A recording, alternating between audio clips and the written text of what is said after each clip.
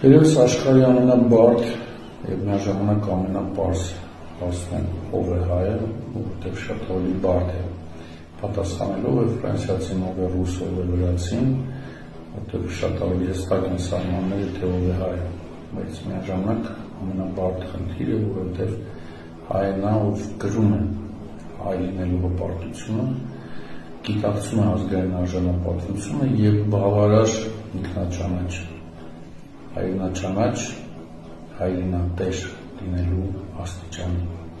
Դրա համար պետք է եւ սեփական լեզուն, եւ սեփական մշակույթը, սեփական ավանդույթները ավելի քան մանրակրկիտ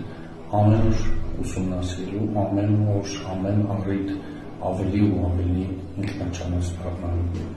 հայրենիքը ճանաչելու, ազգը ճանաչելու եւ այդ երկուսի համադրումը ներդաշնակ պատկերացնել։